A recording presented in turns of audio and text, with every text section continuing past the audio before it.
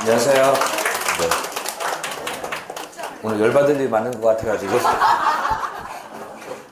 이게 쉬운 일이 아니에요. 저한테도 여러분들한테도 이게 쉽지 않은 일입니다. 뭐 이게 원래 몰래 좋은 거 얻으려고 그러면 고생을 좀 해야 되는 거라서 자, 각오를 좀 단단히 하고 왔습니다. 자, 오늘 민사특별법 때문에 오시라고 했는데 뭐 주말에 나오시게 하는 건 제가 죄송합니다만은 뭐 또 이런 시간이 있어야지 시험을 또 안정적으로 공부할 수 있을 겁니다. 그리고 오늘 특별법 제일 뒤에 우리 기본서 제일 뒤에 주택임대차보호법부터 볼게요. 뭐 다른 얘기는 빼고 오늘 할 거 많으니까 빨리 시작하도록 하겠습니다. 자, 우리가 5개 특별법에서 6문제 이제 풀어야 돼요. 이렇게 되는데, 그러면 이제 각 특별법마다 한 문제씩은 이제 고정 배정이 되는 거고, 그 다음에 분량이 좀 많은 주택이라든가 좀 더 중요한 실명법에서 하나 더 추가되고, 뭐 이런 정도 추세입니다. 그래서, 특별법 공부하실 때에는 그 법을 만든 이유, 특별법 제정 취지를 좀 이해를 하고, 거기 맞춰서 버릴 건 좀 버리고, 이렇게 할 건 하고, 이렇게 해주시면 되겠고요. 주택상가 임대차보호법은 제정 취지가 거의 비슷해요. 우리 민법의 임대차 규정들이 굉장히 많이 있고, 원래는 이제 이 주택이나 상가 임대차도 민법으로 다 하려고 했던 거예요. 이렇게 했던 건데, 근데 민법으로 해보니까 아무래도 임차인이 좀 힘이 약하고, 집주인이 갑질을 하기 시작하면은 세입자가 좀 곤란해지는 뭐 이런 문제가 있더라. 그래서 다른 임대차는 몰라도 내가 오늘 먹고 자고 해야 되는 그 주거에 관한 임대차하고, 그다음에 내가 생계를 이어가는데 그 수입원이 되는 그 상가, 내가 일하는 영업장, 그 부분에 관한 임대차는 좀 강력하게 임차인 보호를 해주자는 데 목적이 있는 겁니다. 그래서 이 특별법에는 임대인한테 유리한 얘기는 하나도 안 나와요. 여기는 하나도 안 나오고 임차인을 유리하게 해주는 얘기들만 나옵니다. 여기는 법이 좀 그렇게 생겼더라도 그거 이상하게 생각하실 게 아니라 임차인을 극단적으로 보호를 해줘도 결과적으로는 임대인이 힘이 더 세요.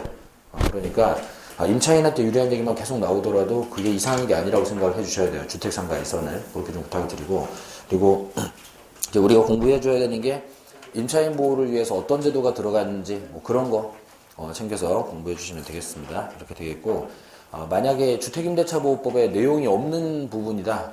그러면 그럴 때는 민법 적용합니다. 자, 애초에 다 민법으로 하려고 그랬고 임차인 보호를 위해서 필요한 것만 주택임대차에 추가한 거니까 그러면은 주택에 없는 얘기는 민법 적용해도 상관이 없었다는 뜻이에요. 이렇게 되겠고, 요걸 이제 특별법 우선의 원칙 뭐 이렇게 말해서 특별법 있는 영역에서는 특별법을 우선 적용하는데 특별법 없는 영역에서는 그냥 민법으로, 일반법인 민법으로 한다. 이렇게 되어 있습니다. 지금 방금 드린 얘기가 628페이지 쪽에 특별법 뭐 이런 얘기예요. 이런 얘기고, 잠깐 예를 들어 드리면은 우리 민법상 임대차 차임 몇 번 안 내면 해지되나요?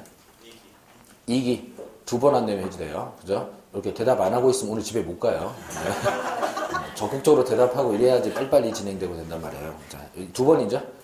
주택임대차에는 차임 몇 번 안 내면 해지되는지가 안 적혀 있어요. 그러면은 주택임대차는 몇 번 안 내면 해지되는 거예요? 2기. 똑같이 2번 되는 겁니다. 주택이 없는 거는 그냥 민법 적용하라는 거예요. 근데 상가건물 임대차보호법에 가보면은 상가 임대차는 3기 연체를 해야지 해지가 된다. 이렇게 임차인이 한 번 더 좀 차임을 미룰 수 있는 기회가 좀 주어져 있습니다. 그러면은 자, 상가는 몇 기 연체하면 해지가 되는 거예요? 3기. 상가는 특별법에 규정이 있으니까 3기가 되는 거고, 주택은 규정이 없었기 때문에 민법으로 가서 2기가 되는 거고, 이렇게 운영되는 겁니다. 다른 조항들도 마찬가지입니다. 이렇게 해주시면 되겠고, 자, 그 아래쪽에 편면적 강행 규정이다 이런 말이 있는데, 자, 이거는 임차인 보호를 위한 거니까 임대인만 지켜야 되는 강행 규정이고, 임차인은 법을 좀 어기는 경우에도 좀 주장을 할 수 있는 이런 부분이다. 이렇게 된 설명입니다. 자, 그리고 이거 출제할 때 그 밑에 판례로 출제 보통 많이 하는데, 이 판례가 이제 최단 기간 어떻게 적용하느냐 하는 부분이에요. 이거는 뭐 밑줄 치고 형광펜 쳐서 되는 일이 아니니까 이거 이제 어떻게 적용하는지 실예를 좀 알아야지 되겠습니다. 자, 칠판에 제가 바로 설명드릴 테니까 칠판에서 보겠습니다. 자, 주택임대차보호법으로 해볼게요. 상가도 동일하게 합니다. 주택임대차보호법. 자, 주택임대차보호법에는 최단기간이라 그래서 민법에 어떤 몇 년 밑으로 하면 안 된다는 최단기간 규정이 생겼어요. 그래서 최단기간이 규정되어 있기를 2년으로 되어 있습니다. 자, 그럼 이제 민법에서는 임대차를 뭐 1년짜리, 6개월짜리로 해도 상관없다고 그렇게 했었지만은 주택은 2년 밑으로 하지 말으라고 이렇게 정해진 거죠. 그죠? 이렇게 사람이 사는데 뭐 6개월마다 한 번씩 이사를 가야 된다면 이건 굉장히 괴로운 거예요. 그렇기 때문에 2년 정도는 걱정 없이 그냥 계속 살다가 뭐 가더라도 2년 뒤에는 가더라도 뭐 그렇게 할 수 있게 2년, 그리고 상가는 이걸 1년으로 최단 기간 해놨습니다.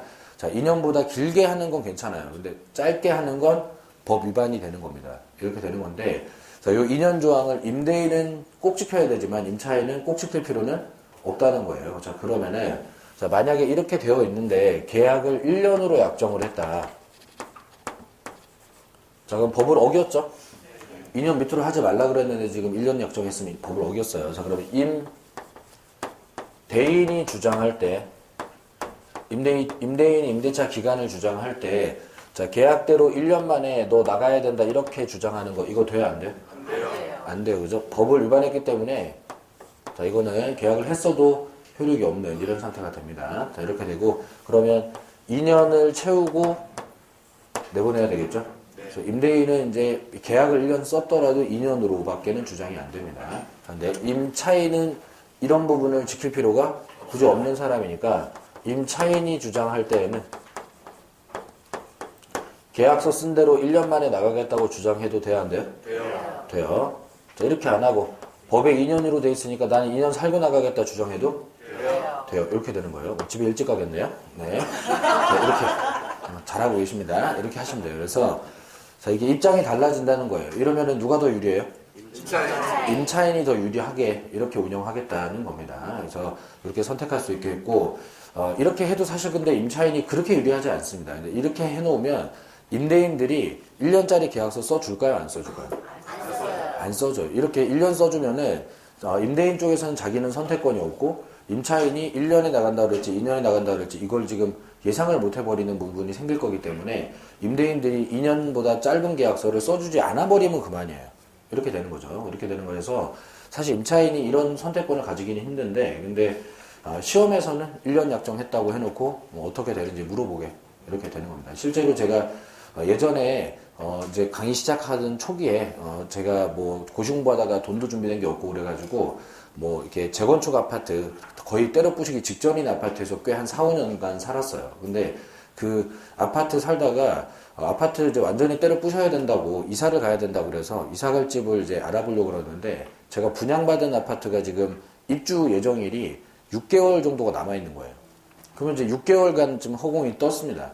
갈 곳이 있어야 되는데 그래서 6개월짜리 임대차를 구해보려고 동네방네 아무리 수소문해봐도 6개월짜리 써주는 사람이 아무도 없어요. 집주인들이 안 해줘요.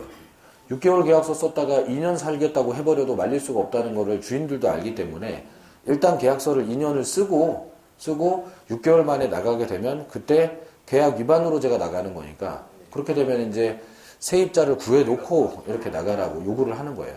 임대인들이 이렇게 해버렸을 때 이거를 뭐 제가 선택권이 지금 거의 없죠. 이렇게 돼가지고 이삿짐을 전부 다가 그냥 그 돈 주고 이삿짐 센터 창고에다가 다 보관을 시켜놓고 잠시 그 어머님 댁에 얹혀 있다가 또 이사를 가고 이렇게 했는데 그러니까 법을 이렇게 운영을 해도 그래도 임대인이 썩 불리하지 않습니다. 그렇기 때문에 최소한 이렇게는 해줘야 된다. 지금 이런 정도로 이해를 하셔야 돼요. 되겠죠? 네. 자, 진짜 되는지 봅니다. 자, 3년 약정했어요. 법을 어겼나요? 안 어겼나요? 안 어겼어요. 이상한 오해하시면 안 돼요. 주택은 무조건 2년으로 하라는 게 아니죠. 2년보다 짧게 하지 말라고 그랬는데 길게 한 건 법 위반이 아니잖아요. 자, 그럼 이랬을 때 자, 임대인이 3년 주장하는 거 돼야 안 돼요? 돼요? 그죠? 자, 그럼 법을 어긴 게 아니니까 2년 주장하는 거 돼야 안 돼요? 이건 안 돼요. 자, 이 법의 취지를 생각해 보면은 자, 임대인 보고 2년을 무조건 그렇게 하라는 게 아니라 2년보다 짧게 하지 말라는 건데 계약을 3년 해놓고 2년 만에 세입자를 내쫓는 거를 그걸 도와주게 하려고 만든 법이 아니잖아요. 그러니까 여러분들이 주택이라 그러면 무조건 막 2년 이렇게 하려고 그러면 그렇게 하면 안 됩니다. 자, 짧게 하지 말라는 거예요. 그리고 임차인이 3년 주장하는 거 돼야 안 돼요? 돼요. 계약 3년 했으니까. 임차인이 2년 주장하는 거. 이러면 집에 못 가요. 안 돼요. 안 돼요. 자, 법을 위반을 했을 때 임차인한테 선택권이 되는 거지.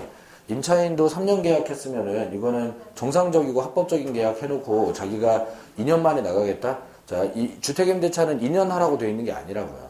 2년보다 짧게만 안 하면 된다고 되어 있기 때문에 3년 계약 해줬으면은 주인이 할 만큼 해줬으니까 이거는 2년으로 줄여갖고 주장하는 건 그건 또 안 됩니다. 그러면은 자 이런 부분 출제도 한 적은 있어요. 많이는 아니고 주로 출제하는 건 여기입니다. 1년 약정했을 때. 자, 왜 여기는 달라지니까. 여기는 달라지는 게 없잖아요. 좌우가. 그죠? 자, 그러니까 주로 이걸 내기는 해요. 이거를 1년 주장을 임대인은 못하고 임차인은 하고 이렇게 내는데 혹시 3년짜리 나왔을 때 주택은 무조건 2년 이런 식으로 숫자 외워가지고 뜻도 생각 안 하고 풀면은 이러면 이제 시험이 망해가는 거예요. 그러니까 자, 주택은 2년보다 짧게 하지 말라는 거지 뭐 3년을 하면 안 된다든가 뭐 5년 7년을 해도 2년이 된다든가 이런 뜻이 아닙니다. 그 취지를 알고 적용을 해주시면 되겠습니다. 그래서 보통은 이제 여기가 제일 많이 나옵니다.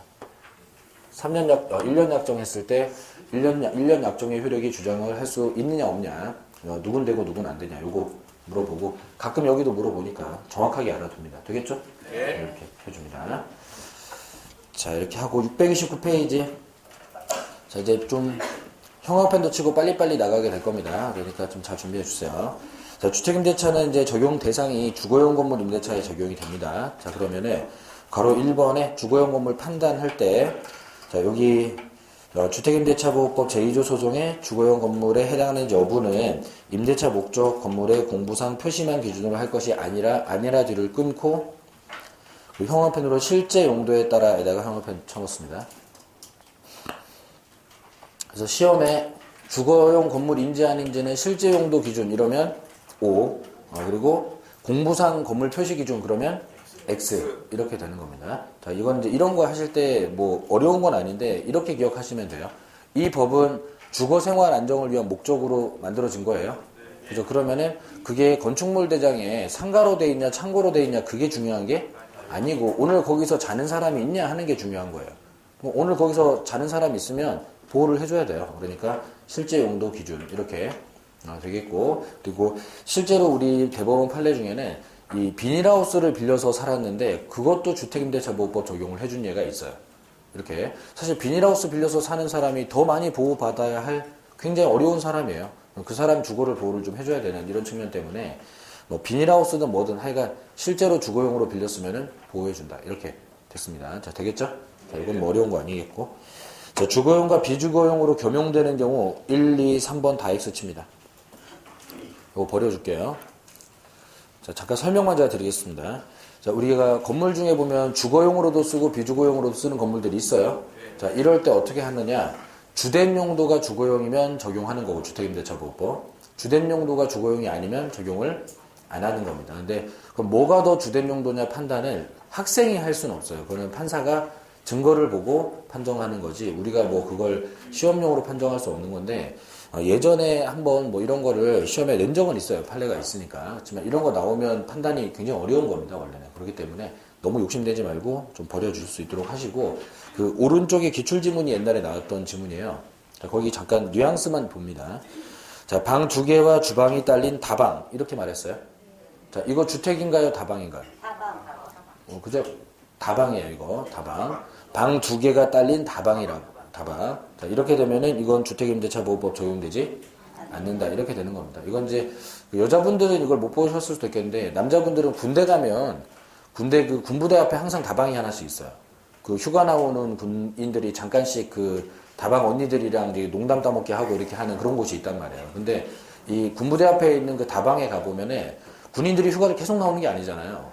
그러니까 그 다방 언니들이 그 구석방에서 잠도 자고 라면도 끓여 먹고 하는 쪽방 같은 게 다방 한쪽 구석에 이렇게 조그맣게 있습니다. 거기서 잠도 자고 생활도 하세요. 근데 이게 지금 주택이다 다방이다? 다방이다. 다방인데 군인들이 맨날 안 나오니까 그냥 거기서 자고 있는 거다 지금. 요런 상황 되면은 아 이거 주택 아니다 이렇게 해버립니다. 이렇게 자, 그런 판례가 있었다. 자 뒤로 자 630페이지 판단 시점.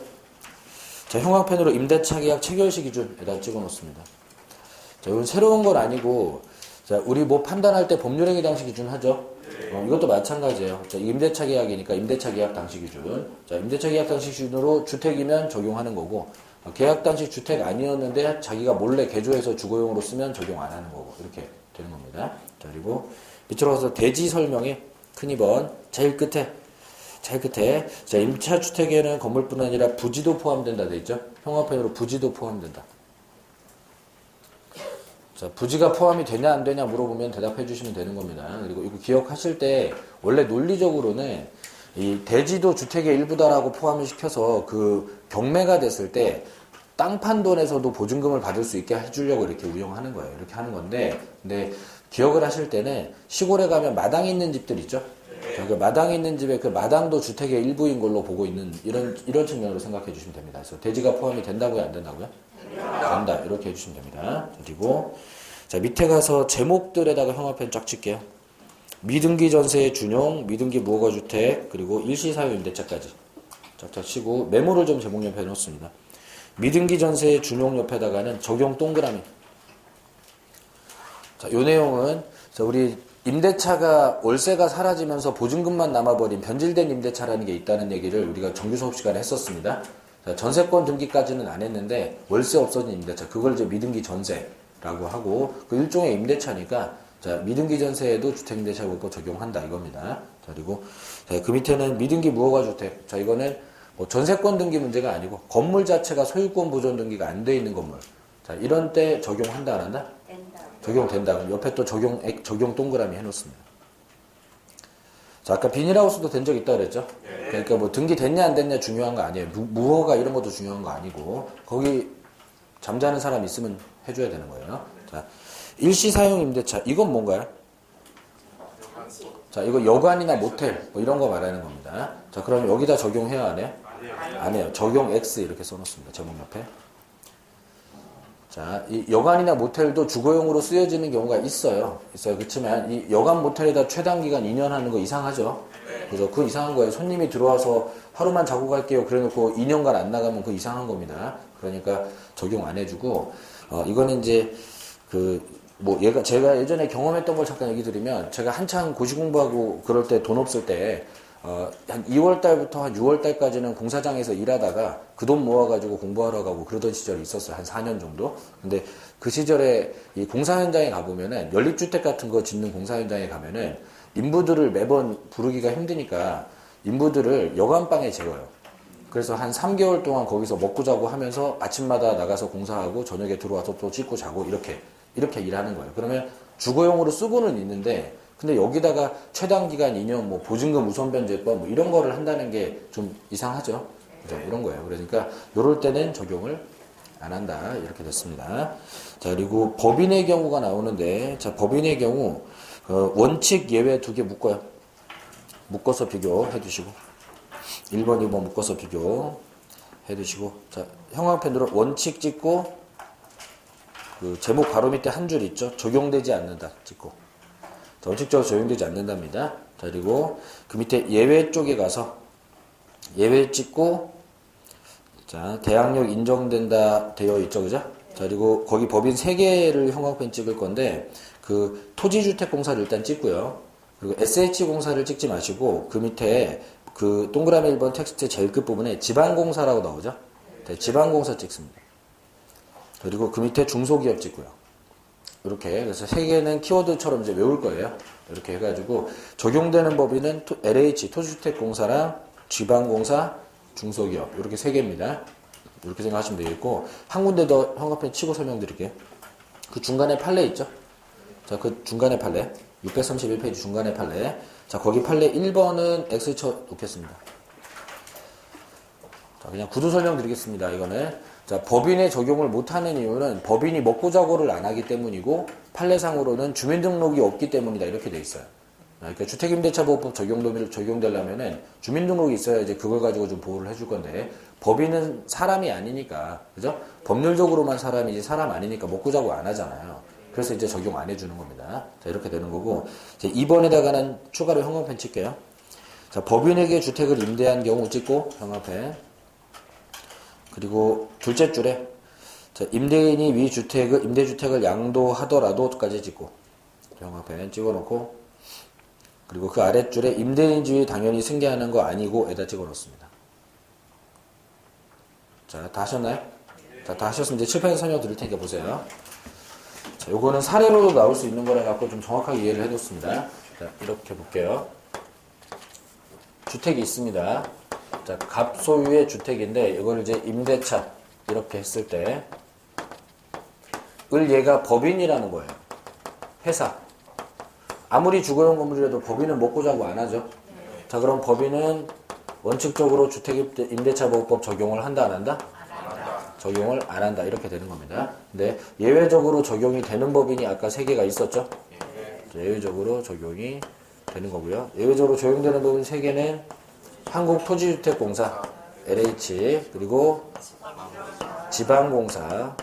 자, 책에 SH라고 나와 있는 건 현재 지방공사가 이제 SH 정도밖에 없기 때문에 그래요. 이게 이제, 일단 여기까지 이해를 해보면은, 법인이 임차인일 때는 먹고 자고 안 하니까 보호 안 해줘도 됩니다. 근데 LH, 그리고 지방공사는 자치단체가 운영하는 LH하고 비슷한 거라고 생각하시면 되는데, 현재 LH 정도 같은 그런 규모의, 이런 법인을 운영할 정도로 돈이 많은 자치단체가 서울밖에 없는 거예요.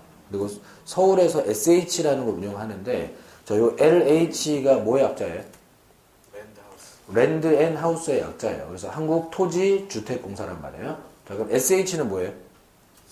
서울하우스예요. 서울하우스. 그래서 서울시는 돈이 많으니까 LH와 별도로 또 자기 자금을 가지고, 자기 돈을 가지고 LH 비슷한 걸 운영을 하는 거예요. 그러면은, 자, LH, SH가 하는 일들이 뭐 분양이나 토지개발 사업도 하지만 임대 사업도 해요. 그래서 동네에 있는 연립주택을 하나 빌린 다음에 그걸 동네에 이렇게 전대차 형태로 독거노인들이나 아니면은 뭐 결손가정 아이들한테 굉장히 싼 가격에 전대차로 빌려주면, 자, 여기에 이제 인도플러스 주민등록을 하고 거기에 서민들이, 아주 저소득층 분들이 살 수 있게, 그리고 LH는 집주인한테 월세를 다 내지만, 그렇지만 이 세입자는 뭐 좀 저소득층이니까 월세를 뭐 반에 반만 내고 이렇게 하는 겁니다. 그리고 이제 나머지는 국가 자금으로 좀 보존하고 뭐 이렇게 하는, 그러니까 이런 사업인데, 그럼 이런 임대차가 보호가 안 되면 거기 살고 있는 저소득층들 굉장히 살기가 힘들어질 거니까 이때는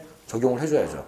이렇게 된 겁니다. 그래서 이 법을 만들 때 법인은 먹고 자고 안 하니까 적용을 안 하겠지만, LH나 SH 같은 지방공사가 임차인이고 그 임차인인 LH, SH가 지정한 사람이 들어와 살고 있을 때는 예외적으로 적용한다. 이렇게 되어 있는 겁니다. 그리고 현재 지방공사 SH밖에 없어서 SH가 나오지만은 이제 조문은 지방공사 맞고, 뭐 다른 자치단체도 돈 생기면 또 하겠죠.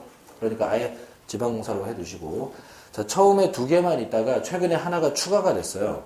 최근에 이제 좀 몇 년 되긴 했는데 중소기업이 하나 추가가 된 거예요.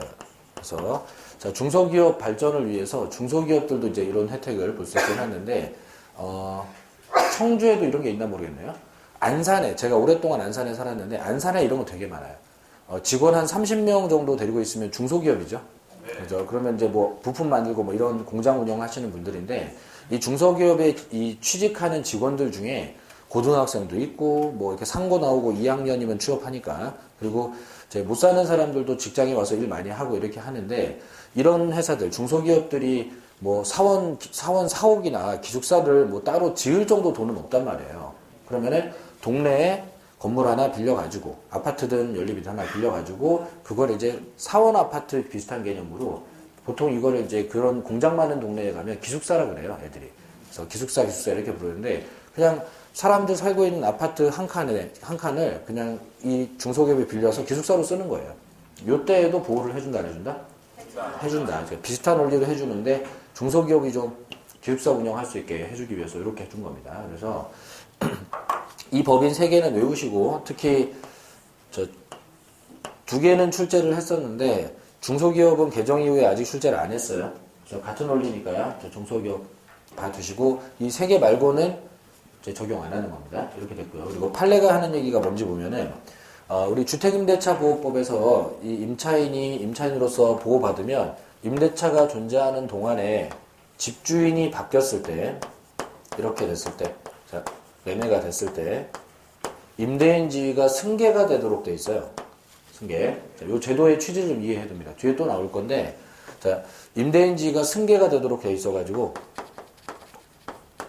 자, 이 승계가 안 되면 임대차는 채권 관계이기 때문에 주인이 바뀌었을 때 임차인이 쫓겨나야 되는 문제가 생기니까, 그러면은 대항력이라는 걸 취득을 하면, 그러면 지위이 바뀌었을 때 임대인이 갑이었다가 그 지위가 A로 승계가 되면, 그럼 얘가 임대인이 되는 거예요, 이제. 그러면은 을은 A가 임대인이니까 여기 둘이 계약을 한 적이 없는데도 불구하고 가서 임차권 주장하면서 사용 청구하고 유죄주선 청구하고 보증금 반환 청구하고 이런 거 다 할 수 있게 이렇게 해놓지 않으면은 이 사람은 나는 얘랑 계약한 적 없다 이렇게 될지 모르니까 이런 승계제도로 운영을 한단 말이에요. 이게 이제 임대차 보호법에 있는 제도인데 근데 지금 판례가 하는 얘기가 임차인이 법인일 때에는 이때에는 승계가 된다 안 된다? 안 된다. 승계가 안 된다 소리를 하고 있는 거예요. 이렇게 왜? 적용 안 하니까요.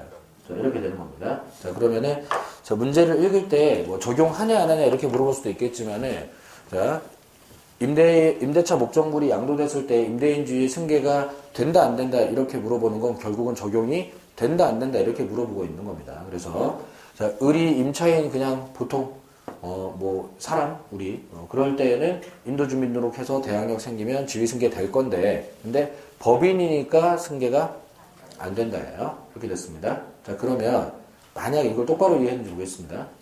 만약에 예외적으로 주택임대차보호법 적용받는 LH, SH 뭐 중소기업이 임차인이고 그 전차인이 들어와서 살고 있고 이런 상태에서 집주인이 바뀌면 이 예외 상황에서는 이럴 때는 승계가 돼야 안 돼요? 이럴 때는 승계가 된다고 풀어줘야 되겠죠. 그죠? 자, 이거 풀으라고 지금 제가 그리고 있는 거예요. 그러니까 시험에 문제 나갔을 때 법인이 아니면 그냥 승계된다고 하시면 되고요. 그리고 자, 법인일 때에는 원래 승계가 안 되는데 이 특수목적법인 3개 이렇게 됐을 때는 또 적용해야 되니까 승계 된다고 해주셔야 돼요. 그러니까 출제자가 물어볼 때 판례가 있기 때문에 적용된다 적용되지 않는다 이런 표현보다 승계되냐 안 되냐로 물어볼 가능성이 더 큽니다. 그리고 이렇게 하면은 이제 경우의 수를 나눠가지고 또 풀 수 있게 되겠죠. 그죠? 이렇게 되겠습니다. 그래서 이 색깔로 제가 구분해 볼게요. 적용되면 승계되는 거예요. 그리고 적용 안 되면 승계 안 되는 겁니다. 이렇게 적용 안 되면 승계 안 되는 거예요. 연계된 얘기라는 거 알아두시기 바라고요. 그리고 자 뒤로 갑니다. 기타. 자 기타라고 나오는 부분. 자 그 제목 부분 볼게요. 자 주택의 소유자는 아니지만 적법한 임대 권한을 가진 임대인까지 형합해 쳐놓을까요? 소유자는 아닌데 적법한 임대 권한을 가진 임대인. 자, 이 사람하고 임대차 계약 체결할 경우에도 주택임대차법 적용되는지 여부 이렇게 돼 있는데 자 적용된다 안 된다? 적용된다. 거의 적극은 된다는 소리예요. 자, 그 일단 된다고 알아두시고 자 임대인이 소유자냐 아니냐가 뭐가 중요하냐. 거기 먹고 자고 하는 애가 있다는 게 중요한 거지. 그리고 자 일단 칠판 봅니다. 얘요 얘. 을이 지금 소유자는 아니지만 갑의 허락을 받았다면은 적법한 전대 권한을 가진 거죠. 전대차도 임대차니까. 그러니까 소유자는 아니지만 적법한 임대 권한을 가진 사람 이런 사람하고 계약을 했을 때에도 보호받을 수가 있다. 이렇게 이해를 하셔도 되겠고 사실 이 판례는 이건 아닙니다만 이렇게 이해를 하셔도 돼요. 그리고 완전히 남의 집을 몰래 빌려주고 이런 거는 보호해 줄 수가 없겠지만은 거기 적법한 임대 권한을 가졌다. 그 말을 좀 잘 살려가지고 자 소유자가 중요한 건 아니다. 그리고 우리 남의 물건 파는 매매 계약 돼야 안 돼요? 돼요. 그럼 남의 물건 임대차 하는 거 돼야 안 돼요? 되는 거예요. 되는 거고 특히 또 이 부분 임차인 주거생활 보호의 목적이 있으니까 그런 부분은 다 허용을 하겠다 이렇게 됐고요. 그리고 실제로 이 판례가 이제 누구를 말하는 건지 좀 알아야겠는데 그 형광펜 찍은 거 위에다가 메모를 해놓습니다. 자 명의신탁자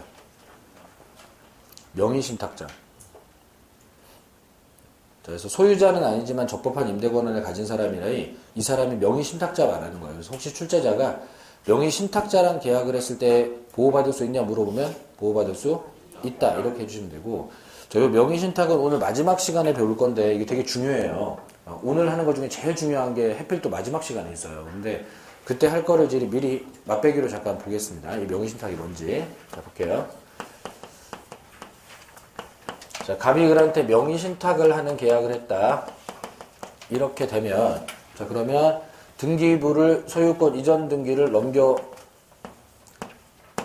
놓기는 합니다. 이렇게는 하는데, 소유권을 주려고 그런 게 아니라 이름을 맡겼다. 이런 계약이에요. 그러면 실제로 소유권은 주는 계약이야, 안 주는 계약이에요? 소유권은 안 주고, 무슨 사정이 있어가지고 그냥 등기만 맡겨놓는 계약을 명의신탁. 계약이라고 해요. 그리고 현재는 이 명의신탁 계약이 다 금지가 돼가지고 다 무효 되게 되어 있는데 뭐 지금도 약간 남아있는 거 있고요. 그리고 예전에는 이걸 금지시키는 법이 없었기 때문에 명의신탁이 다 유효였어요. 그리고 부동산 실명법에 가면 명의신탁을 무효로 풀지만 주택임대차에서도 그렇고 다른 데에서 명의신탁 나오면 이 명의신탁 다 유효로 풉니다. 이렇게 하는 이유는 실명법 제정 전에 다 유효였어요. 그리고 실명법이 95년 제정인데 그럼 그렇게 오래되지는 않은 겁니다. 법의 세계에서는. 그리고 다른 단원의 명의신탁 나오는 건 다 제정 전에 있던 명의신탁 얘기인데다가 지금도 명의신탁을 다 금지시켰는데도 사람들이 계속하고 있다면 그건 허용된 명의신탁이라 남아있는 거기 때문에 딴 단원에 나오는 명의신탁은 대부분 유효인 이런 명의신탁이에요. 참고로 알고 계시고. 자, 자세한 얘기는 이따 뒤에서 보기로 하고, 이제 이게 이렇게 됐을 때 이제 소유권 관계가 좀 희한해져요. 우리 소유권은 물건 하나당 무조건 하나씩밖에 없죠. 근데 이 명의신탁에서는 내부적 관계라고 해서 두 사람만 있는 상태에서 문제가 발생되면은 그 내부적 관계라고 해요. 그리고 이 내부적 관계에서는 소유권을 갑으로 봐요. 이걸 내부적 소유권이라고 합니다. 즉, 두 사람이서 누가 소유자인지 소송 걸리면은 누가 소유자인지 을도 알고 있죠. 그래서 판사도 그걸 갑으로 소유권 인정을 해줘요. 이렇게 해주고. 자, 두 사람 말고 딴 사람이 보면은 누가 소유자처럼 보여요? 등기부에 을이 명의자로 되어 있으니 얘가 소유자처럼 보이겠죠? 그래서 그걸 외부적 관계라고 하고, 자, 외부적 소유권은 을한테 있다고 이렇게 해줍니다. 그래서 우리 민법에서 유일하게 소유권이 이중평가가 되는 이런 특이한 계약입니다, 이게. 그러다 보니까, 자, 문제가 어려워지는 문제들은 다 명의신탁 소리 나와요.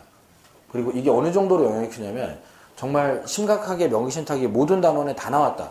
그러면은 총 7개 정도까지 나올 수 있어, 우리 시험에. 그럼 이거는 실명법상 명의신탁 이해를 못하면은 점수가 27.5점이 날아가는 거예요. 못 붙어요. 자, 주택임대차나 집합건물법은 그냥 뭐 어려우니까 그냥 3번 쓰고 버릴래. 이래도 하나밖에 안 틀리는데 얘는 자칫하다가는 7개씩 틀릴 수 있기 때문에 개념을 정확하게 이해를 해야 되는데 그 정확한 개념이 요거예요. 복잡한 거 아니에요. 자, 그래서 문제 풀 때 소유권이 양쪽에 있다는 건 아니고 둘만 있을 때는 소유자는 그냥 갑이에요. 딴 사람 나오면 무조건 소유자는 을이에요. 그게 상황에 따라 소유자를 다르게 평가하겠다는 계약입니다. 이게 이렇게 좀 알고 계시기 바라고, 자세한 건 이제 마지막 시간에 배워보기로 하고, 그러면 임대차를 할 때, 자 보세요. 이거 한번 해봅니다. 주택임대차를 자, 을이 임대인, 병이 임차인 이런 식으로 을이 병한테 임대차로 빌려줬어요. 자, 그러면 이거 내부 관계예요, 외부 관계예요? 외부 관계. 자, 딴 사람 나오면 외부 관계예요. 그럼 병은 소유자한테 빌렸나요? 소유자 아닌 사람한테 빌렸나요? 소유자 아닌 사람한테. 소유자한테 빌린 거예요. 왜? 외부 관계에선 얘가 소유자 맞으니까. 그럼 얘는 소유자한테 빌린 거예요. 이렇게 된 거예요. 그리고 이 사람이 여기 임대차에서 인도 주민으로 들어와 살고 있으면 주택임대차보호법 적용 다 해주는 건 당연합니다. 이건 당연한 거예요. 일종의 명의신탁의 제3자가 된 거고 당연한 겁니다. 이거는. 자, 근데 자, 신탁자랑 계약을 했으면 정의라고 해볼게요. 이렇게 임대차 계약했으면 소유자랑 계약했나요? 소유자 아닌 사람이랑 계약했나요? 이거 지금 외부 관계이기 때문에 이렇게 되면 소유자가 아닌 사람이랑 계약한 게 되기는 했는데, 자, 이렇게 계약을 해갖고 인도 플러스 주민으로 하면서 살고 있을 때 이 사람을 내쫓을 수 있는 사람이 있을까요? 전혀 없어요. 전혀 없어요. 자, 왜? 자, 외부적으로 소유자 을이니까 을이 내쫓을 수 있는 가능성을 좀 생각을 해볼 수는 있겠는데, 을이 찾아가서 정을 내쫓으려고 하면 정을 뭐라 그래요? 갑이나 여기 살아도 된다고 그랬는데, 갑 오빠가 자기 집이라던데? 이렇게 되는 거예요. 근데 갑은 외부적으로 소유자가 아니지만, 그래? 그럼 셋이서 3자 되면 하겠죠? 3자 되면 하면 어떻게 돼요? 갑이 을한테 소유자 주장할 수 있으니까. 그죠? 그럼 갑이 을한테 가서 그러겠죠. 누가, 왜? 우리 정의를 누가 건드려? 내가 우리 이쁜 정의를 여기도 살으라고 그랬는데, 우리 집인데, 누가 건드려? 이렇게 될 게 뻔하고, 을은 갑을 이길 수 있어요, 없어요? 이길 수 없어. 그러니까 갑 오빠가 짱이야. 이 오빠가 허락하면 여기 살 수 있는 거야. 그러면 주택임대차보호법 적용? 된다. 자, 그래서 판사가 지금 말하는 게 외부적으로 소유자는 아니지만 적법한 임대 권한, 내부적 소유권을 가진 사람이랑 계약을 한 이 사람 쫓겨날 이유가 전혀 없다. 그러므로 주택임대차보호법 적용해준다, 안 해준다? 해준다. 이렇게 된 건데, 자, 시험에 소유자는 아니지만 적법한 임대 권한을 가진 자라고 나왔을 때 소유자는 아니지만에 꽂혀버릴 거냐, 적법한 임대 권한을 가진 사람에 꽂힐 거냐. 이게 이제 문제가 되는데 좀 들어뒀다가 자, 소유자 아닌 건 중요하지 않다. 이렇게 생각하셔야 되겠고 또 그렇게 안 나오고 명의 신탁자 이렇게 나오더라도 여기서는 임차인 보호가 중요한 거지 임대인이 신탁자냐 수탁자냐가 무엇이 중요한지 뭐 이렇게 생각을 해주셔야 돼요. 이 법의 목적이 임차인 보호에 있는 거니까 이렇게 생각을 해주셔야 됩니다. 되겠죠? 그래서 다 적용을 한다는 거예요. 이렇게 됐고 자 그리고 밑에 있는 그 비교표는 각자 보세요. 지금까지 앞에 나와 있던 거 정리표입니다. 그리고 요 적용되냐 안 되냐가 은근히 출제 많이 해요. 요거 나오면 주택임대차에서 제일 쉬운 문제인데 요거 은근히 출제 많이 하니까 자, 이런 데서 실수 안 나오게 잘 해주시고요. 자, 633페이지 자 대항력과 대항요건 대항력인데 일단 저 괄호 1번에 대항력의 요건 부분에 주택의 인도 플러스 주민등록 형광펜으로 쫙 긋지 말고 두 개를 끊어서 딱 이렇게 쳐놓습니다. 자, 그래서 요건이 두 개가 다 갖춰져야 된다는 느낌이 나게 한 방에 긋지 말고 딱딱 끊어서 자, 인도는 이사 들어가는 거죠. 자, 주민등록은 전입신고 말하는 겁니다. 자, 그러면 이제 제도의 취지를 알아봅니다. 자, 우리 민법의 임대차는 채권 관계이기 때문에 대항력 취득하려면 원래는 등기를 해야 돼요.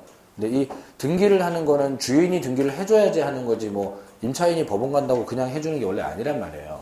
자, 그런데 그랬더니 이런 상황. 주인 바뀌는 상황에서 세입자가 쫓겨나는 문제가 생기더라. 자, 대항력이 없는 채권은 채무자 말고 딴 사람한테 주장 못하니까 쫓겨난단 말이에요.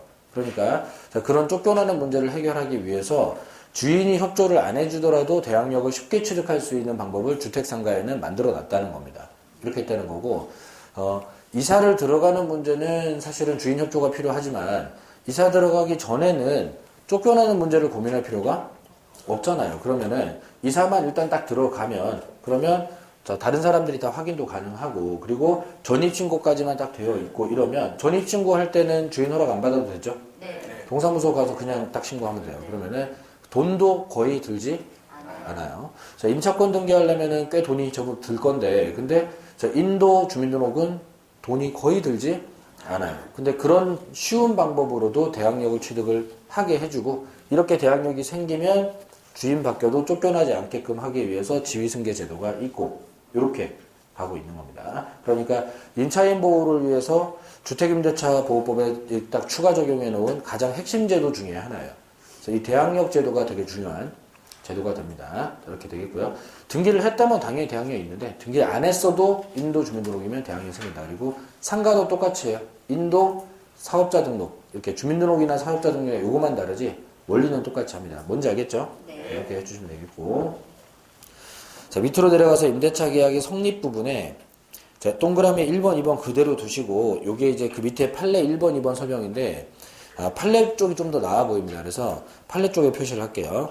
자 1번, 2번 판례 두 개를 묶어서 비교해 놓습니다. 이렇게 해 놓으시고 자 그리고 자 두 개 판례의 차이점을 좀 찾아볼 건데요. 자, 일단 1번 판례의 밑줄 친 부분에 봅니다. 자, 임대차 계약 당사자가 기존 채권을 임대차 보증금으로 전환해서 임대차 계약 체결했다는 사정만으로 임차인이 같은 법 3조 소종의 대항력 갖지 못한다고 볼 수는 없다. 이랬습니다. 자, 그럼 이제 요거는 그냥 그대로 두시고 이해만 해볼게요. 자, 보증금을 현찰로 지불하지 않고 옛날에 빌려준 돈을 보증금으로 치고 들어가서 살고 있다는 거예요. 자, 주택임대차보호법 적용해준다, 안 해준다? 해준다. 해준다. 그게 뭐가 중요하냐. 살고 있는 게 중요한 거지. 이렇게 해준 거예요. 자, 이렇게 해줬는데, 자, 근데, 2번 판례 앞부분부터 읽어보겠습니다. 자, 채권자가 주택임대차보호법상 대항력을 취득하는 방법으로 기존 채권을 우선 변제받을 목적으로 주택임대차 계약의 형식을 빌려 기존 채권을 임대차 보증금으로 하기로 하고 주택의 인도와 주민등록을 마쳤다는 겁니다. 그러면은 비슷한 짓을 했죠? 거의 비슷한 짓을 했는데, 자, 주택임대차로서의 대항력을 취득한 것처럼 외관을 만들었을 뿐, 자, 거기서부터 형합해칩니다. 실제 주택을 주거용으로 사용 수익할 목적을 갖지 아니한 가장임대차다. 자, 이러면 대항력 부여한다, 안 한다? 안 한다. 그죠? 자, 요게 이제 구별 포인트입니다. 자, 판례가 지금 하는 얘기는 기존 채권으로 보증금 지급을 가름했냐, 안 했냐, 이건 아무 상관이 없다는 겁니다. 아무 상관이 없는데, 근데 거기서 실제로 살고 있으면 적용해 줄 건데, 실제로는 안 살면서 위장 전입을 해놓고 뭔가 특혜만 보려 그런다. 그러면 대항력도 안 주고 도와주지 않겠다. 지금 이렇게 된 겁니다. 자, 그러면 기존 채권 보증금으로 가름했다 소리 나올 때 그거는 뭐 별로 신경 안 써도 되는데 실제로 안 산다 소리 나오면 그걸 신경 써야죠.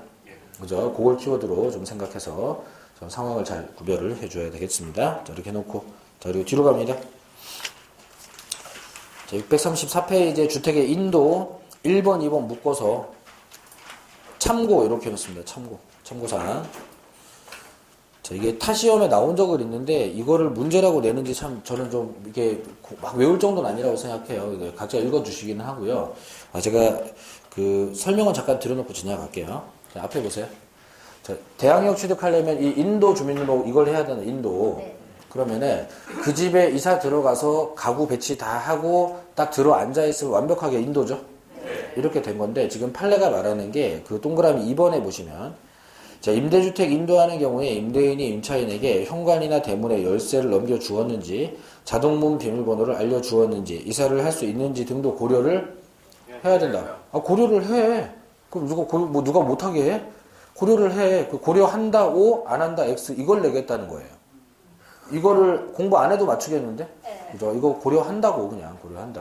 자, 근데 문제가 된 건 뭐냐면은 자, 이 세입자가 이사를 왔어요. 이삿짐 차가 지금 건물 앞에 서 있습니다. 자, 그런데 그 안에 집기도 다 비었어요. 옛날 살던 사람들이 다 집도 뺐고, 그리고 현관문 열쇠 번호키까지도 다 새로 이사 오는 사람한테 다 알려줬어요. 근데 실제로 장롱을 안에다가 넣지는 않았습니다. 자, 무슨 사정이 있어가지고 공사를 하느라고 그랬는지 이사를 다 못 들어가고 그걸 이제 좀 대기를 하고 있었어요. 뭐 바닥 공사가 문제가 있든지 뭐 해갖고 그랬나 봐요. 그리고 전입신고는 다 했습니다.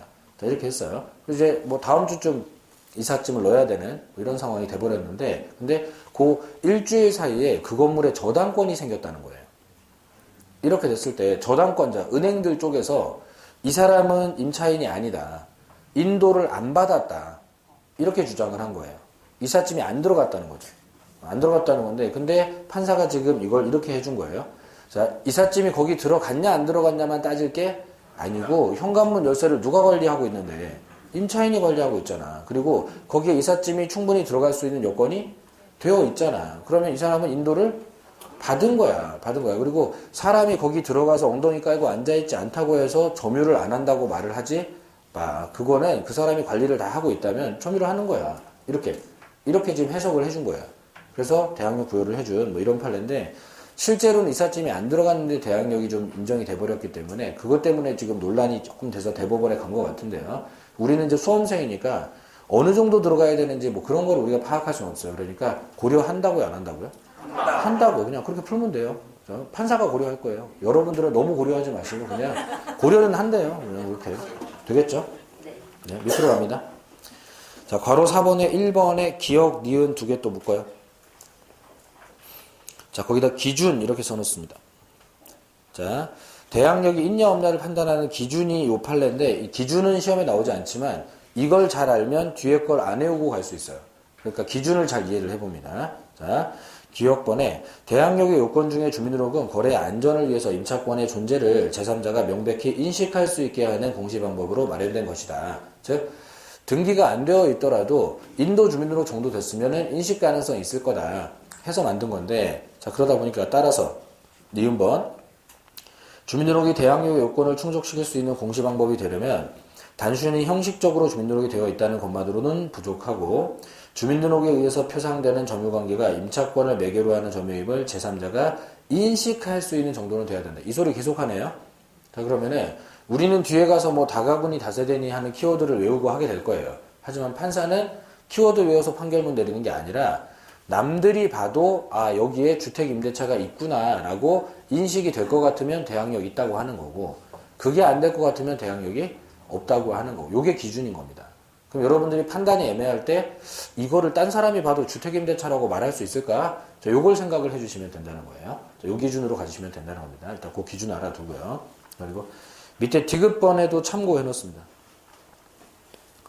자, 이것도 어려운 것 같진 않은데 뭐 글로벌 세상이라 낸다면 낼 수 있을 것 같아요. 자, 거기 둘째 줄에 보시면은 둘째 줄 중간에 외국인 등록이나 체류지 변경 신고 또는 국내 거소 신고, 거소 이전 신고 뭐 이런 거 있죠? 네. 자, 거기다가 형업해는 과하고 그냥 밑줄만 쭉 쳐놓을게요.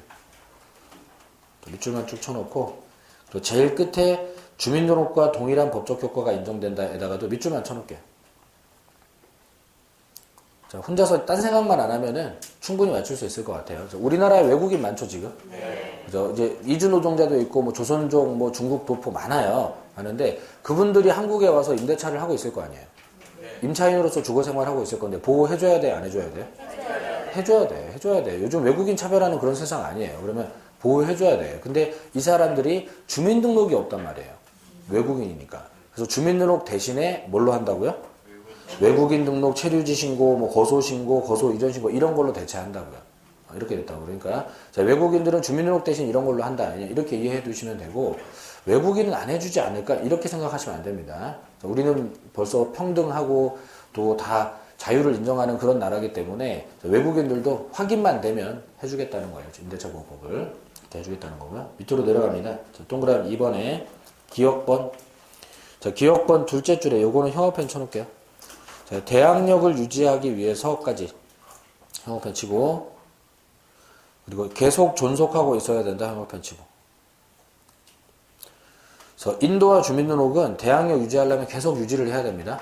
그럼 그 얘기는 중간에 사라지면 인도 주민등록 사라지면 대항력 어떻게 돼요? 대항력 같이 사라지는 거예요. 이렇게 되는 겁니다. 그래서 자, 대항력 유지하려면 계속 유지를 해야 된다. 자, 이렇게 됐고요. 그리고 우리 등기하고 물권은 일단 취득할 때는 등기가 필요하지만 일단 물권 취득하고 나면은 등기가 말소가 되더라도 소유권 사라지고 하지는 않죠. 회복 등기 하는데 얘는 달라요. 자, 얘는 주민등록 사라지거나 이사 나가버리면 대항력 사라집니다. 이유는 아까 그 이유예요. 인식 가능성이 사라졌기 때문에. 남들이 알아볼 수 없게 됐기 때문에 대항력이 사라집니다. 자, 그런 거 좀 출제도 많이 하니까 주의해 두시고 그 배당 요구 종기라는 말이 나왔는데 그 배당 요구 종기는 외우지는 않으셔도 돼요. 이거는 집행법이라서 외우진 않아도 되는데 저당권 공부하고 또 이 주택임대차 공부하려면 이 말이 계속 나오기는 해요. 그래서 잠깐 소개는 드릴 테니까 좀 이해는 잠깐 하고 갑니다. 이건 필기는 안 해도 괜찮습니다. 자, 칠판 보세요. 자, 배당 요구라는 게 뭔지 배워보겠습니다. 자, 우리가 경매 절차를 다 배울 수는 없는 거지만 간단하게 그냥 볼게요. 자, 어떤 부동산에 대해서 경매 신청이 들어가요. 그러면 이제 이거는 팔아가지고 돈을 나눠주겠다는 절차가 진행되고 있는 겁니다. 그러면은 뭐 세부 절차는 뭐 여러분들이 다 외우실 필요도 없고 저도 다 외우지 못해요. 이거는 제가 요즘 일 안 한 지 오래돼가지고. 근데 경매 신청을 하면 자, 경매 신청을 하면 법원에서 경매 개시결정이라는 걸 해요. 이제 판결문 내리듯이 경매 시작한다 이렇게 하고 등기부에다가 경매 개시를 적습니다. 이거 법원에서 알아서 적어요. 이렇게 적고 난 다음에 뭐 감정도 하고 절차가 진행될 거예요. 이거 얼마에 팔 건지 뭐 이런저런 하고 뭐 압류딱지 붙이고 뭐 이렇게 할 거예요. 이렇게 하고 난 다음에 자, 여기서 배당 요구 시작이 돼요. 자, 배당 요구 기일이라는 게 시작되는데 요 배당 요구 기일이 요만큼 있다고 생각해 보겠습니다. 자, 배당 요구 기일이에요. 자, 배당 요구 여기 신청 시작해 가지고 여기 배당 요구 종기입니다. 요 사이 구간 동안에 배당 요구를 하는 거예요. 이런 걸 왜 하는지 이해를 해봅니다. 자, 경매를 해서 돈을 나눠주려고 그러는데 자, 이 돈을 받을 사람이 몇 명이 있는지 법원에서는 알아요, 몰라요? 그걸 다 알지는 못해요. 자, 그렇다고 모든 채권자가 나타날 때까지 기다릴 수가 없잖아요. 그러니까 자, 경매 신청하면 법원에서 경매 개시 결정하고 등기하고 자, 건물에다가 압류딱지 붙이고 다 공고한 그다음에 자, 언제부터 언제까지 신고한 사람만 여기 배당 요구를 한 사람만 배당 요구 신청 한 사람만 이 사람들만 돈 주겠다 이거예요. 요 기간이 끝나는 날이 배당 요구 종기입니다. 종기. 끝나는 날. 배당 요구 신청할 수 있는 게 끝나는 날. 법원에서 날짜를 적어줘요. 언제부터 언제까지. 이렇게 하라고. 자, 그리고 요게 끝나면 이제 그걸 가지고 경매를 해서 배당을 해주고 이렇게 하는 거예요. 그래서 신청한 사람만, 얘네들만 돈을 줍니다. 요걸 이제 배당 요구 신청이라고 하는 거예요. 자, 그러면은, 자, 인도 주민등록을 배당 요구 종기까지 유지를 하라고 얘기하는 이유는 그 배당 요구 신청한 사람들이 돈을 받으려고 그러는데 그 사람들이 세입자의 존재를 확인을 하고 그 사람이 나보다도 먼저 가져갈 건지 나중에 가져갈 건지 구별이 될 수 있게 이렇게는 해주고 난 다음에 그런 다음에는 주민등록을 빼든 이사를 나가든 어쨌건 계산은 다 했으니까 그러니까 피해를 주지 않을 거다는 거예요. 근데 만약에 경매가 시작되고 요 중간에 어디 언저리에서 이사를 나가버리면 배당 요구 신청한 채권자들이 이 집에 임차인 없네. 그러면 그 집 판도는 다 내 돈이네. 이렇게 신뢰가 생겨버릴 테니까. 그러니까 언제까지는 주민등록을 유지해라? 배당 요구 종기까지는 그래도 유지를 해야지. 그래야지 딴 채권자들, 배당 요구 신청한 딴 사람들보다는 먼저 돈을 받을 수가 있고 이렇게 되겠다는 거고요. 자, 만약에 경매를 안 하는 상황이라면 배당 요구 종기가 아니라 자기가 필요할 때까지 계속 인도주민등록 유지를 해야 되는 거예요. 그러니까 저희 경매 절차에서만 이렇게 되는 거니까 이거 배당 요구가 종기가 중요한 건 아니고 하여간 계속 유지를 해야지 대항력도 있고 우선 변제권도 있고 한 거지. 그거 이제 빼버리면 사라지는 겁니다. 자, 이렇게 알아두시고 그리고 이 배당 요구 관련해서 이제 참고로 알고 계시면 이 배당 요구 신청을 해야지 돈을 받는 사람이 있고 안 해도 돈을 받는 사람도 있기는 해요. 그 차이점을 좀 알아둡니다. 자, 이 배당 요구 신청을 해도 해야 돈 받고 안 하면 돈 못 받는 사람을 배당 요구 채권이라고 그래요. 요구해야지 돈 받는 채권 이렇게 부르고 자동으로 돈 받는 채권자도 있는데 그 차이점이 뭐냐면 등기부에서 확인이 되는 사람은 이걸 안 해도 돼요. 등기부에서 순위와 금액이 확인되는 사람은 이걸 필요로 하지 않아요. 근데 등기부에서 확인되지 않는 채권자들은 이걸 해야지 돈을 주지. 안 그러면 이제 경매법원에서 모르기 때문에 신청 안 하면 돈을 안 줍니다. 그래서 대략 자, 저당권자 배당 요구 해야 될까요? 안 해도 될까요? 안 해도 돼. 걔는 어차피 경매하면 다 없어질 거고 등기부에 순위 금액 다 나와요. 자, 그러면 저당권자는 배당 요구 안 해도 돈 줍니다. 전세권자는 배당 요구 안 해도 돈 받을 수 있는데 다만 이제 최선 순위일 때는 그 사람이 사라질지 안 사라질지 선택을 하기 때문에 그거는 지켜봐야 되겠지만 후순위라서 어차피 지워질 전세권이라면 배당 요구는 안 해도 돈을 줍니다. 그거는. 자, 주택임대차는 배당 요구를 해야 돼. 왜? 등기부에 안 나와. 동사무소에 가면 확인이 되겠지만은 이 사람은 등기부에서는 확인이 안 되기 때문에 돈 달라고 신청을 해야지 뭐 1등이든 2등이든 돈을 줍니다. 이렇게 돼요. 이런 원리예요. 그래서 자, 등기부에서 그 순위와 금액이 다 확인이 되는 이런 채권자들은 배당 요구를 안 해도 돈을 주겠지만 그렇지 않으면 배당 요구를 해야지 돈을 준다. 순위가 빨라도 요구 안 하면 돈을 안 줘요. 확인이 안 되니까. 이렇게 됩니다. 이렇게 요 정도 이해는 해두고 공부해 쓸 수 있도록 하겠습니다. 이렇게 하고요. 635페이지. 자, 수리주의라고 되어 있는 거 있죠?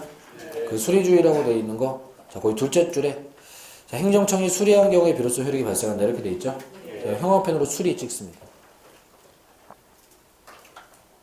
자, 그리고 그 밑에를 좀 읽어볼 건데, 자, 그 밑에 판례를 읽어볼게요.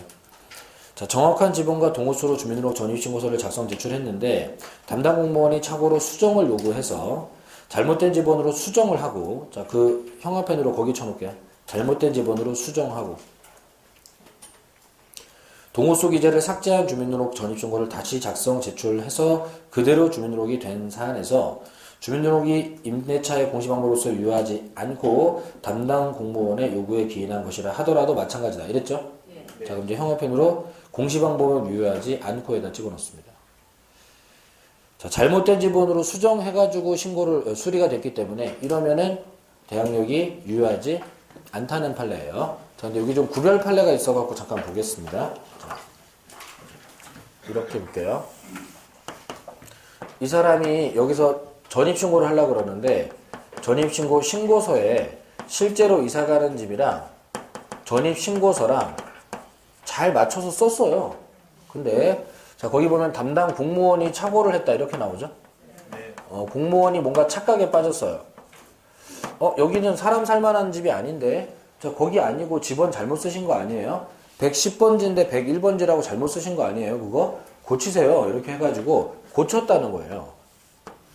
여기서 임차인이 잘못된 지번으로 수정을 했다 이렇게 나오죠. 그리고 수리가 될 때에는 실제로 그 사람이 이사 들어가는 지번이랑 수리가 된 지번이 불일치가 나버렸다는 거예요. 이러면 대항력 준다 안 준다? 안 준다. 왜? 기준이 수리 기준이기 때문에, 그죠? 신고서 저게 기준이 아니라 수리 기준이기 때문에 이렇게 됐을 때에는 대항력을 인정하지 않겠다는 거예요. 억울하죠? 누가 나쁜 놈이에요? 저 자식 공무원이나 그죠? 이게 잡놈이에요. 근데 지금 판례가 두 가지가 있는 게 이렇게 돼 있습니다. 공무원이 똑같이 착오를 했는데 임차인이 수정만 하지 않았다면은, 그러니까 임차인은 신고서를 수정하지 않았는데 공무원이 손가락에 살이 쪄가지고 딱 찍다가 110에 찍었어요. 이러면은 대항력 그냥 준 판례도 있습니다. 그러면은 시험 문제 풀 때 구별 기준이 뭐예요? 임차인이 손을 댔냐 안 댔냐, 요게 지금 차이점이에요. 그래서 제가 수정하고의 형업 벤치라고 하는 거예요. 수정을 해버리면은 대항력 인정되지 않는다. 이게 좀 구별이 줘야지 되겠고, 뜻을 잠깐 알고 갑니다.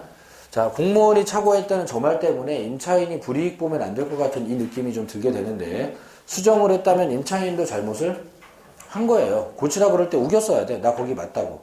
우겼었어야 돼. 그리고 이렇게 하는 이유는, 자, 이런 식으로 수리가 돼버리면 인식 가능성이 있어요, 없어요? 없어요. 인식 가능성이 없는 게, 이 집에 저당권자가 생기거나 이 집을 사는 사람이 생겼을 때 거기 임차인이 있다는 걸 확인할 수 없잖아요. 그러니까 대항력 마구 주다 보면은 집주인이 또 피해를 보는 거예요. 우리가 목요일 날도 이런 얘기 했었는데, 그죠? 한 사람 도와주다 보면 반대편 사람 작살나고, 이런 게 민법의 세계에서 흔하게 있는 일이기 때문에 임차인 불쌍하다고 마냥 대항력 줄 수는 없는 겁니다. 이런 겁니다. 근데 임차인이 수정조차 하지 않았다면은 임차인 잘못이 전혀 없는데 그거를 피해 보게 하면 안 되고, 이건 이제 이따가 또 나오겠지만 우리 판례는 임차인이 아무것도 잘못하지 않았는데 대항력에서 피해를 보게 하지는 않습니다. 그런 차이를 이해하시면 되겠고, 자, 후속 문제 해결이 어떻게 되는지 모르면 이것도 감정에 휘둘려가지고 어머 불쌍해 하다가 뇌가 불쌍해져. 자, 그럼 이제 후속 문제 해결을 알아볼게요. 자, 임차인이 대항력이 인정이 안 되면 그럼 제3자들은 보호되겠죠. 저당권자, 뭐 매수인 다 보호될 거예요. 저 그 사람들은 됐고, 임차인이 이제 어떻게 해야 돼요? 공무원을 잡아 족치면 돼요. 저 공무원을 잡아가지고 손해배상 청구하면 국가가 물어줍니다. 국가배상 책임이라 그래서 공무원이 일을 하다가 잘못한 거에 대해서는 국가가 좀 대신 배상을 해주게. 근데 이게 무조건 해주는 건 아니고 일정 조건이 맞아야지 해줘요. 그래서 이게 공무원들이 자신있게 일을 할 수 있으려면 국가가 좀 뒷감당을 해줘야지 이렇게 되기는 하는데, 그렇다고 막 비위 사건까지 국가가 책임질 수는 없는 거니까 이거를 심사를 해갖고 이제 배상을 해줍니다. 이렇게 되고, 뭐 어떻게 증거만 잡아낼 수 있다면은 국가에 가서 공무원의 잘못을 추궁을 할 수가 있어요. 그리고 제법 제대로 보상받을 수가 있습니다. 그러면은 임차인이 크게 불리하지는 않을 거고, 마냥 임차인만 챙길 수는 없었던 겁니다. 그럼 거꾸로 임차인이 대항력 취득을 해버리면 인식 가능성도 없는 상태에서 대항력 취득해버렸으니까 제3자가 피해 보겠죠? 네. 자, 그럴 땐 어떻게 해요?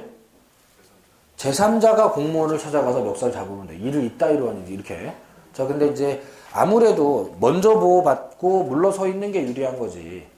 이 나중에 공무원 찾아가서 소송한다는 건 승소 가능성도 또 좀 사실 불편하고, 그러니까 그러면 둘 다 보호를 해줄 건데, 공무원이 잘못했으니까 최종적으로 공무원이 책임지게 하고 둘 다 보호는 해줄 건데, 근데 누가 좀 더 번거로워지느냐 차이예요. 당장의 보호를 먼저 받는 사람이 될 거냐, 아니면 나중에 공무원 상대로 소송하는 사람이 될 거냐, 이건데, 근데 임차인이 아무 잘못도 없을 때는 공무원 상대로 소송도 할 필요 없게 해주지만 어차피 네가 고쳤잖아. 그럼 제3자 먼저 챙기고 네가 좀 귀찮은 걸 감수해야지. 이렇게 된 겁니다. 그래서 이게 이렇게 차이가 났다는 거, 시험에서는 임차인이 수정했는지도 확인을 해야 되겠고, 우리 시험에 수리 기준인 거, 이거를 뭐 신고서 제출 기준이다 이렇게 하고 틀리게 낸 적도 있어요. 그러니까 뭐가 기준인지도 알아두시고, 혹시 이렇게 달라졌을 때는 어떻게 푸는지도 정해놓습니다. 이렇게 해놓고요. 그리고 밑으로 가봅니다. 디귿번. 자, 형업편으로 주민등록이 직권 말소된 경우. 그리고 디귿번 셋째 줄에 대항력은 상실된다, 형업편. 자, 일단 직권 말소의 경우에도 대항력은 상실이 돼요. 그래서 일단 시험에 이렇게만 나올 수도 있어요. 주민등록 직권 말소. 이렇게 되면 대항력은 상실입니다. 이렇게 되는 겁니다. 자, 이유는 간단해요. 이제 주민등록 직권 말소가 뭔지 일단 알아보면은, 자, 가끔씩 통장님이 와서 호구조사 하고 가시죠. 자, 위장전입자 찾아내려고 하는 건데, 자, 몇 번 찾아와도 계속 사람이 없고 그러면은, 자, 행정청에서 직권으로 주민등록을 지워버리는 거예요. 자, 근데 이렇게 돼버리면 인식 가능성이 사라지기 때문에 일단 대항력은 상실입니다. 그리고 자 이거 회복을 하지 않고 이렇게 계속 두면은 회복 안 하고 계속 두면 그냥 이걸로 끝이에요. 대항력 상실로 끝입니다. 그래서 자 시험에 일단 이렇게 해둘 수 있도록 하시고요. 근데 자 우리 판례는 임차인이 잘못한 거 없을 때는 절대 피해보지 않게 해준다 그랬죠. 자 그럼 이제 그걸 어떻게 하는지 보면 밑에 A, B 묶어요. A, B 묶어서 비교해 두시고 자 A번의 형광펜으로 직권말소 소정의 형광펜 이의 절차에 따라 찍고 자, 주민등록이 회복되거나 했을 때 주민등록 회복 찍고 자 이의 절차에 따라 주민등록 회복됐죠. 자 그러면 셋째 줄에 소급하여 대항력이 유지된다. 거기 형광펜 쳐놓습니다. 자, 그리고 B번은 눈으로만 볼게요. 자, 그 직권말소가 주민등록법 소정의 이의 절차에 의해서 회복된 것이 아닐 경우에는 직권말소 재등록 이루어지기 이전에 주민등록이 없는 것으로 믿고 임차주택에 관해서 새로운 이해관계를 맺은 선의의 제3자에 대해서는 임차인은 대항력의 유지를 주장할 수가 없다. 이렇게 됐죠. 자, 말이 기니까 그냥 읽어서 비교만 되게 해주시는데 그럼 차이가 뭐예요? 이의 절차를 했냐 안 했냐 차이예요 지금 그죠? 그래서 여기서 인도 주민등록하고 들어가서 살고 있었는데 근데 여기서 동사무소 직권말소가 있었고 그리고 이 상태로 회복을 안 해버리면 그냥 대항력 상실로 끝장인 건데 근데 어떻게 해가지고 또 회복을 하긴 했다. 주민등록을 여기서 복구를 시키기는 했다. 이렇게 됐을 때에는 자 일단 대항력을 최초에는 인도 주민등록 여기서 취득을 했었겠죠? 쭉 대항력이 오다가 여기서 직권말소로 없어졌었어요. 근데 그 이후에 이의 절차를 해가지고 복구했다면 최초에 취득했던 대항력이 안 사라지고 계속 오고 있는 걸로 인정을 해주는 거예요. 이의 절차. 소급적으로 회복된다는 말은 아예 안 사라졌던 것처럼 해주겠다는 거예요. 피해보지 않게 해주겠다는 거예요. 자, 내가 해외여행 몇 달 갔다 왔더니 동사무소에서 지원 왔더라. 그러면은 그 증명서류 딱 제출해가지고 이의 절차 해서 검증받고 복구하면은 피해보지 않게 해준다는 거예요. 이렇게 해준다는 건데, 근데 자 여기서 대항력을 취득했었더라도 이렇게 오다가 직권말소 되는 순간 이 대항력은 사라졌죠? 옛날에 있었지만 이거 사라졌어요. 자 사라지고 난 다음에 그런 다음에 회복을 하기는 했는데. 근데 중간에 이의 절차를 하지 않아버리면 이래버리면 자 지울만 해서 지운 건지 지우면 안 되는데 지운 건지 검사 안 했죠. 그러면 제3자는 인식 가능성이 이미 없어졌던 거고 그러면 소급적 회복까지는 해줄 수가 없다 보니까 옛날 대항력은 사라진 걸로 되고 대항력이 여기서부터 다시 생기는 거예요. 자 그러다 보니까 자 이런 상태에서 만약에 이 정도 시점에